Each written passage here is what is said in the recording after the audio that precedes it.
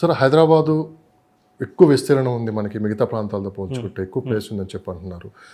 ఇంత పెద్ద ప్లేస్ హైదరాబాద్లో ఉండగా ఎందుకు ఐరేజ్ అపార్ట్మెంట్లు తర్వాత కొన్ని అపార్ట్మెంట్స్ ఒకే చోట కుదించి కట్టడం అంట దాని వల్ల కారణం ఏంటంటారు? అంటే మేజర్గా మనకి రిక్వైర్మెంట్ అండి. మన హైదరాబాద్లో ఇప్పుడు ఫర్ ఎగ్జాంపుల్ ఐటీ, హైదరాబాద్ అంటే ఐటీఐ ఫస్ట్ గుర్తొస్తుంది మనకి.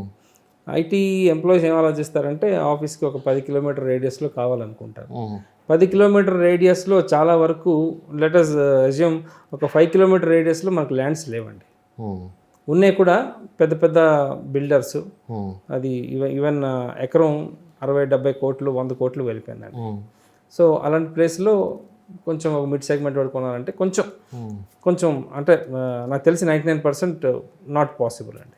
అంటే మీరు ఒక మాట అన్నారు, అంటే ఆఫీసుల దగ్గరలోనే వాళ్ళ సొంత ఇల్లు చూసుకుంటున్నారు అంటున్నారు. మరి మీరే కొన్ని డిబేట్స్లో కూడా దాదాపు సిటీకి ఒక 60-70 కిలోమీటర్లు కూడా వెళ్ళి మీరు ప్లాట్స్ కొనవచ్చు అంటున్నారు. మరి అవి ఎప్పటికి డెవలప్ అవ్వాలి? అవి అక్కడి నుంచి ఎప్పుడు మళ్ళీ ఆఫీసెస్ ఎప్పుడు అటు తరలివైపు వెళ్ళాలి అంటే మీరేం చెప్తారండి? సార్ ఒకటే, ఇప్పుడు సిటీ సెంటర్ నుంచి, సిటీ సెంటర్ అంటే బేసిక్గా మనకి ఒకవైపు అమీర్పేట, ఒకవైపు జేఎన్టీ అనుకున్న మనకి సిటీ సెంటర్లోకి వస్తుంది ఈ పార్ట్ అంతా. కానీ ఓవరాల్ అయితే దాటలేదు ఎంతవరకు? దాటలేదు. అయితే ఓవరాల్ పరిధిలోనే జరుగుతున్నాయి ఇవన్నీ కన్స్ట్రక్షన్స్ జరుగుతున్నాయి. విల్లాస్ వరకు ఈరోజు విల్లా ప్రాజెక్ట్స్ సిటీలో కొంచెం ప్రైస్ వైజ్గా చూస్తే ఎక్కువగా ఉంది. ఓవరాల్ దాటి కొంచెం తక్కువ ప్రైస్లో దొరుకుతుంది మనకి. అంటే ఎంతవరకు మనం తీసుకోవచ్చు అంటే రీజనల్ రింగ్ రోడ్ వరకు తీసుకోవచ్చు. ఇప్పుడు రీజనల్ రింగ్ రోడ్ ఏంటంటే మనకి ఓఆర్ఆర్కి రీజనల్ రింగ్ రోడ్కి ఒక 25 కిలోమీటర్స్ గ్యాప్ వస్తుందండి.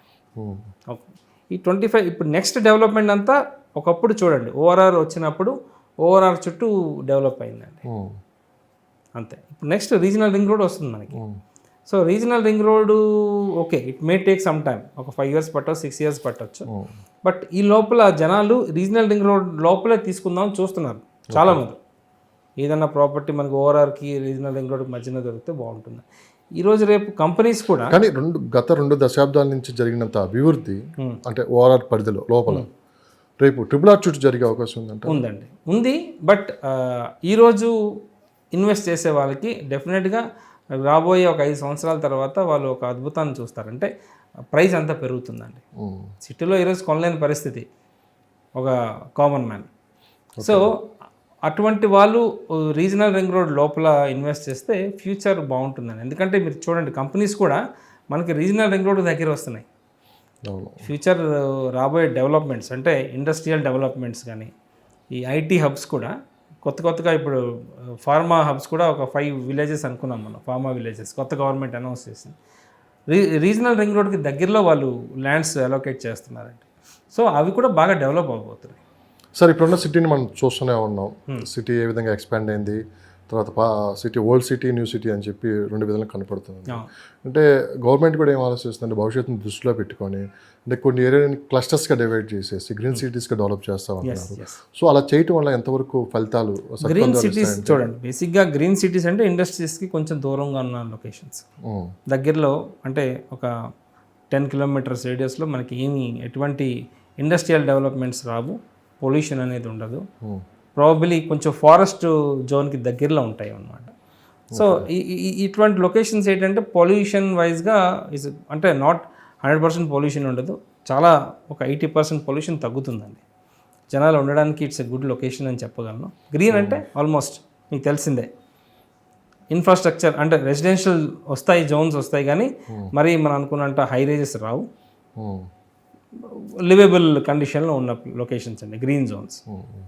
సార్ ఒకప్పుడు మనం పల్లెటూరు నుంచి వచ్చారా, మీరు మరి ఎక్కడి నుంచి వచ్చారో తెలియదు. ఒకప్పుడు మన ప్రాంతాన్ని వదిలిపెట్టి రావడానికి చాలా కొంచెం ఇబ్బందిగా ఉండేది. తర్వాత ఉద్యోగరీత్యా అవసరాల రీత్యా మనం వేరే ప్రాంతానికి మారాము. సో అక్కడి నుంచి ఇక్కడికి వచ్చిన తర్వాత కూడా ఫర్ ఎగ్జాంపుల్ కోకట్పల్లి అనుకున్నాం. సో బాగా అక్కడ అలవాటు పడిపోతాం. ఒక 10 years అక్కడ ఉండి అక్కడ అందరూ ఫ్రెండ్స్ కావచ్చు, పిల్లలు చదువుకు స్కూల్స్ కావచ్చు, అక్కడే మనకి ఒక సొంతూరులాగా అయిపోతుంది. కానీ ఈ మధ్యకాలంలో చాలామంది ఏంటంటే అలా ఆలోచించకుండా సిటీకి ఎంత దూరమైనా వెళ్ళి ఉండడానికి ఎక్కువ మక్కువ చూపుతున్నారు అంటున్నారు. ఎంతవరకు నిజం? ఆ కల్చర్ మారటానికి గల కారణం ఏంటి? అది అంటే కోవిడ్ కూడా ఒక రీజన్ అని చెప్పగలనండి. కోవిడ్ కూడా ఎందుకంటే కోవిడ్ ఎటువంటి వాళ్ళు ఎఫెక్ట్ అయ్యారంటే బాగా క్రౌడ్ ఉన్న ప్లేస్లో కోవిడ్ ఎఫెక్ట్ అయిందండి. మనం కొన్ని విలేజెస్ అసలు 0 కోవిడ్తో ఉన్నాయండి. దాని రీజన్ ఏంటండి, పబ్లిక్ తక్కువ ఉంటారు, అక్కడ పాపులేషన్ తక్కువ ఉంటుంది, ప్లస్ వాళ్ళు ముందే అలర్ట్ అయిపోతారు అనమాట. ఇటువంటి ఏవైనా వైరసెస్ వస్తే ముందే అలర్ట్ అవుతారు. సో అది కూడా ఒక రీజన్ అని చెప్పొచ్చు. బట్ చాలా కంపెనీస్ ఏంటంటే 50% work from office, 50% work from home అని కూడా వాళ్ళు అనౌన్స్ చేశారు. చాలా వరకు ఆఫీసెస్ ఆల్మోస్ట్ మంత్లీ 25 days వాళ్ళు work from home, 1 day office ఉంటుందండి. సో అటువంటి వాళ్ళు ఏంటంటే కొంచెం సిటీకి దూరమైన వెళ్ళడానికి ప్రిఫర్ చేస్తున్నారు. ఎస్, ఎందుకంటే వాళ్ళకి ఫస్ట్ థింగ్ ఏంటంటే వాళ్ళకి ప్రైస్ తక్కువలోకి వస్తుంది, ప్లస్ సెక్యూర్ వైజ్గా బాగుంటుంది. సో దూరం అయితే ఆలోచించట్లేదు. సో ఎక్కడ బెస్ట్ మనకున్న బడ్జెట్లో ఎక్కడ బెస్ట్ ప్రైస్కి ల్యాండ్ కానీ లేకుంటే అపార్ట్మెంట్ కానీ ఏదో వస్తుందో అక్కడ వాళ్ళు ఇన్వెస్ట్ చేస్తున్నారు.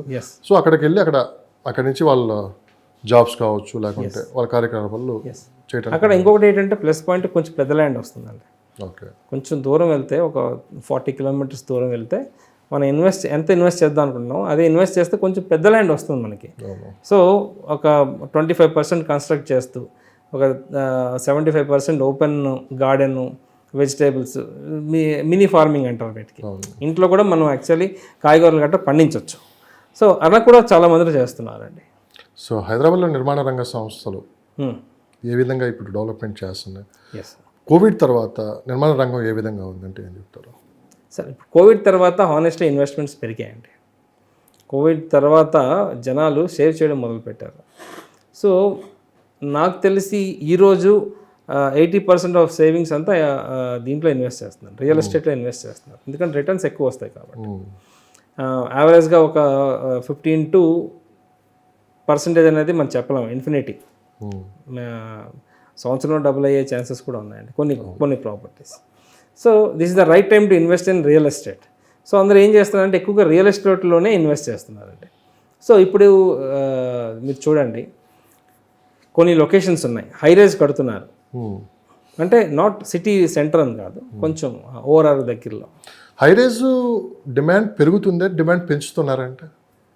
అంటే ఒకటి సార్, ఈ హైరేజ్ ప్రాజెక్ట్స్ ఏంటంటే లగ్జరీ ఎక్కువ ఉంటుంది. అవును, అంటే ఎమ్యూనిటీస్, దాంట్లో క్లబ్ హౌస్, స్విమ్మింగ్ పూల్. అంటే డిమాండ్ దగ్గర కన్స్ట్రక్షన్ జరుగుతుందా, లేకపోతే కన్స్ట్రక్షన్ ముందే జరిగిన తర్వాత? ఇది ఒక డౌట్ అయితే ఉంది. ఇప్పుడు చూడండి, కొనేవాళ్ళు లేకుండా ప్రాపర్టీ కన్స్ట్రక్ట్ చేసి లాభం ఏం లేదు, దాంట్లో లాసే వస్తుంది వాళ్ళకి. ఓకే. సో రిక్వైర్మెంట్ ఉంది, మన హైదరాబాద్లో రిక్వైర్మెంట్ అయితే డెఫినెట్గా ఉందండి. ఇప్పుడు కొన్ని ప్రాజెక్ట్స్ నేను అంటే పేరు చెప్పకూడదు, మియాపూర్లో ఒక ప్రాపర్టీ ప్రాజెక్ట్ చూశానండి. అది హైరేజ్ 40 story బిల్డింగ్ కడుతున్నారు. ఈరోజు అక్కడ ఫ్లాట్ కొందామంటే ఫ్లాట్స్ లేవండి. అంటే డిమాండ్ ఉన్నదండి. అంటే ఏదో కన్స్ట్రక్ట్ చేసి అమ్ముకోలేక బాధపడుతున్నారని స్టేజ్లో అయితే సిచ్యువేషన్లో లేదండి. కానీ ఎంతవరకు సేఫ్ సార్ ఈ హైరేజ్ బిల్డింగ్స్లో ఉండటం వల్ల? ఇప్పుడు టెక్నాలజీ మారుతుంటుందండి. మీరు హైరేజ్ వెళ్ళే కొలది ఇప్పుడు 5 story బిల్డింగ్కి ఒక టెక్నాలజీ ఉంటుంది. హైరేజ్ అంటే అబౌట్ 10 story, 15, 20, 30, 40 story బిల్డింగ్స్కి ఏంటంటే ఈ మైవెన్ టెక్నాలజీ అనే కాన్సెప్ట్తో కడుతున్నారు. మైవెన్ టెక్నాలజీ అంటే ఈవెన్ వాల్స్ కూడా కాంక్రీట్ వాల్స్ వస్తున్నాయండి. స్లాబ్ ఎట్లా స్ట్రాంగ్ ఉంటుంది. ఇప్పుడు చూడండి, పాత ఇల్లులు స్లాబ్ మాత్రం దిట్టంగా ఉంటుంది, కానీ గోడలు పాడైపోవడం, క్రాక్స్ రావడం జరుగుతుంది. ఎందుకంటే ఆ బ్రిక్స్తో కన్స్ట్రక్ట్ చేస్తారు. ఇప్పుడు అదే కాంక్రీట్తో వాల్స్ కూడా కట్టారనుకోండి, ఫ్యూచర్లో అటువంటి క్రాక్స్ రావు, దాని లైఫ్ ఎక్కువ ఉంటుంది. లైఫ్ ఎంత ఎక్కువ ఉంటుందంటే ఒకవేళ దానికి ఒక కెమికల్ ఫార్ములా ఉంటుందండి దీనిది, కాంక్రీట్ది. అది కానీ పర్ఫెక్ట్గా ఇస్తే 30-40 years ఎక్స్ట్రా వస్తుందండి property value. Yes. So again depends upon the projects. అంటే కొన్ని కంపెనీస్ ఏంటంటే బ్రాండ్ పోకూడదు, మంచి క్వాలిటీ ఇవ్వాలి, ప్రైస్ ఎక్కువ పెడతారు. ఇప్పుడు కొన్ని టాప్ 5 కంపెనీస్ మన హైదరాబాద్లో అక్కడ తీసుకుంటే నార్మల్ మార్కెట్ ప్రైస్ కన్నా ఒక 20-30% ఎక్స్ట్రా ఉంటుందండి ప్రైస్. ఓకే, కానీ క్వాలిటీ ఉంటుంది.